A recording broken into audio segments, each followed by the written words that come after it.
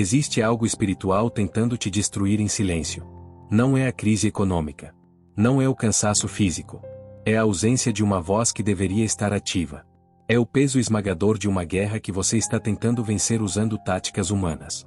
Você sentiu esse peso hoje? Essa fadiga que não é sono, mas é o exaustivo ciclo de trevas que se repete? O adversário não ruge apenas para assustar. Ele ruge para que você perca o foco no único poder capaz de calar a mentira. E o inimigo está vencendo essa batalha silenciosa porque ele conseguiu fazer você olhar para o lugar errado. Ele conseguiu implantar a dúvida mais corrosiva. Porque o mal parece ir melhor. Se você está ouvindo isso, não é por acaso. É porque o Espírito Santo está prestes a quebrar o que te aprisiona. Eu sei que ontem à noite, no meio do seu quarto escuro, você pensou em desistir. Você viu o sucesso superficial dos ímpios, a aparente liberdade daqueles que zombam da fé, e perguntou ao céu: onde está a justiça? Eu estou lutando para respirar, eu estou mantendo a integridade, e ainda assim, a porta da bênção parece fechada. Eu sei o que é o cansaço da alma. Não é apenas a falta de sono, é a corrosão da esperança. É quando o pecado de ontem se transforma na culpa que tenta roubar a oração de hoje. Você se sente isolado. O fardo da luta parece ser somente seu. E o pior, o inimigo te convenceu de que Deus está ocupado demais abençoando outros. Ele sussurrou que a sua gratidão é fraca, que o seu louvor é hipócrita. Esse é o cativeiro mental. Essa é a tática do diabo, te fazer trocar a soberania de Deus pelo entendimento limitado da sua dor. Você está exausto porque está tentando entender a guerra antes de confiar no general. Você está perguntando, por que o mal avança? E a resposta está em qual altar você tem oferecido a sua voz. Vamos voltar para uma masmorra. Um calabouço em Filipos. Não era um templo. Era um buraco fedorento, úmido. A pedra fria, pingando umidade e sujeira, abraçava o corpo ferido. O cheiro de excremento e feridas abertas pairava no ar denso. Ali estavam Paulo e Silas. Eles tinham pregado a verdade. Eles tinham libertado uma alma cativa. E por isso, foram espancados publicamente. O sangue secava nas feridas abertas e nas roupas rasgadas. Suas pernas não estavam apenas presas. Elas estavam imobilizadas no tronco, uma ferramenta romana de tortura que mantinha os pés separados, maximizando a dor e a restrição. As correntes não eram simbólicas, eram ferro puro, pesadas, cortando a carne. Pense na cena: dor física excruciante. Humilhação pública. Injustiça. Escuridão total, cortada apenas por um feixe fraco de luz suja.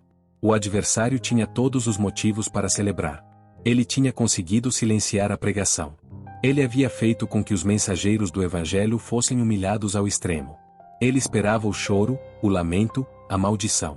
Mas por volta da meia-noite, algo inaudito aconteceu. Algo que quebrou a lógica daquele inferno. Eles não oraram pedindo libertação imediata.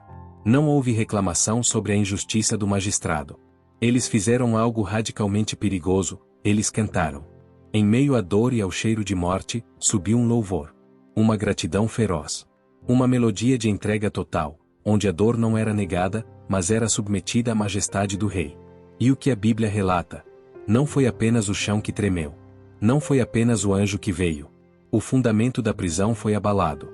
As algemas caíram não porque eles foram fortes, mas porque o louvor é a única arma que desarma o inferno e mobiliza o céu. As cadeias caíram. Não as do vizinho. As deles. Onde está o seu foco? Essa é a chave. Paulo e Silas tinham todos os motivos para focar na corrente, na dor, no carcereiro injusto. Se tivessem feito isso, teriam sucumbido ao cativeiro mental, e a corrente física teria permanecido. Mas o louvor incondicional, a gratidão que não depende da circunstância, é o ato mais profético que um cristão pode exercer. É a declaração de que, eu confio não porque entendo o processo, mas porque confio em quem detém o poder. É aqui que o inimigo vence na sua vida. Você tem olhado para a prosperidade temporária do ímpio, e isso tem roubado sua paz. Você tem se concentrado na dor da corrente, e isso tem silenciado sua voz. Você está tentando usar a lógica humana para entender a guerra espiritual, e por isso, a escuridão parece melhor. A porta aberta para a aparente vitória do mal na sua vida não é um julgamento de Deus. É o resultado do seu desvio de foco. Provérbios 3, 5, 6 não é uma sugestão de autoajuda: confie no Senhor de todo o seu coração e não se apoie em seu próprio entendimento. Quando você tenta entender a injustiça, você para de confiar. Quando você para de confiar, o louvor morre. E a gratidão silenciada é o oxigênio que mantém o mal prosperando ao seu redor. O silêncio do seu louvor é a maior vitória que o inimigo pode alcançar. É um sinal de que você trocou a soberania de Deus pela análise da sua crise. E isso tem consequências profundas. Mas o que você não percebeu é que o silêncio que o inimigo plantou é, na verdade, uma advertência fatal. E você precisa ouvir essa advertência. Agora. O silêncio que o inimigo plantou em sua vida não é um período de paz, é o período onde ele está consolidando os ganhos. É o tempo de colheita da sua distração. Você se ajoelhou e murmurou, mas sua alma estava olhando para o placar do inferno. E a sua incredulidade, o seu questionamento sobre a justiça de Deus, abriu uma brecha. Essa é a advertência fatal. Quando você permite que a dúvida sobre a soberania de Deus seja mais alta que o louvor, você está, espiritualmente, assinando embaixo do plano do adversário. Você está dizendo, Deus, não confio que tu vais vingar a minha causa, então vou tentar entender o mal que me cerca. E o resultado é um ciclo vicioso. A mesma dor retorna. O mesmo padrão financeiro destrutivo. O mesmo relacionamento tóxico se reergue. Por quê? Porque você não cortou a raiz, apenas podou o galho. O mal vai melhor quando ele consegue te convencer que Deus se esqueceu de você, ou pior, que Deus não está no controle da aparente injustiça. A influência mais sutil do inimigo é fazer você se sentir isolado no seu deserto, ignorando que a batalha já foi vencida na cruz.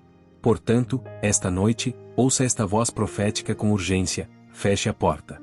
O preço do seu silêncio é a sua liberdade. Você está sendo chamado para sair da defensiva da crise e entrar na ofensiva da confiança. Mas a graça está aqui. A misericórdia não te abandonou. A diferença entre o caos e a paz não é a ausência de problemas, mas a presença inegociável do único que tem o controle total sobre o fim, antes mesmo que o começo seja traçado. Ainda que o vale pareça escuro, o seu pastor está te guiando. Ele não te deve explicações sobre o tempo do livramento, mas ele te garante a certeza do livramento. A sua fidelidade não se baseia na sua capacidade de entender, mas na sua natureza santa de cumprir promessas. O seu caminho de volta, a sua quebra de cadeia, não começa com mais luta, mas com entrega. É hora de parar de apoiar-se na sua própria análise, na sua própria inteligência ou na sua própria raiva contra a injustiça. Você precisa transferir o peso da sua crise para aquele que suportou o peso do mundo. Ouça a bússola que nunca falha, a ordem tática que destrói fortalezas. Confia no Senhor de todo o teu coração, e não te estribes no teu próprio entendimento. Reconhece-o em todos os teus caminhos, e ele endireitará as tuas veredas. Provérbios 3, 5, 6. A sua confiança é a sua arma. E o seu louvor é o seu campo de batalha. Para sair dessa prisão de análise e entrar na liberdade da confiança, você precisa de ação imediata.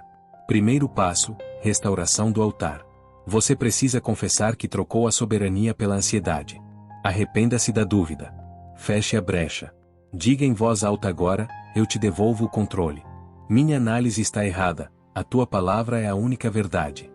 Não há recomeço sem arrependimento. Segundo passo: a entrega do entendimento. Pare de tentar desvendar o mistério de por que o mal vai melhor. Não estribe no seu entendimento. Diga: eu não preciso entender o processo, eu confio no processador. Isso é mais difícil do que orar pedindo milagre. É uma rendição da mente. Terceiro passo: louvor como estratégia de guerra. Se o mal está indo melhor por causa do silêncio, então o contra-ataque é o som. O louvor é o som da fé que ignora a circunstância. Não espere a vitória para louvar. O louvor é a garantia de que a vitória já está arquitetada. Levante suas mãos, mesmo que elas estejam vazias, e adore a justiça que virá. Se você está cansado de ser refém do medo, se está exausto de lutar com argumentos humanos contra gigantes espirituais, este é o seu momento de libertação. O inferno não tem poder sobre uma alma que confia totalmente na justiça de Deus. Sua luta termina, onde sua confiança em Deus começa. Pai, em nome de Jesus Cristo, levantamos um altar de fogo aqui e agora.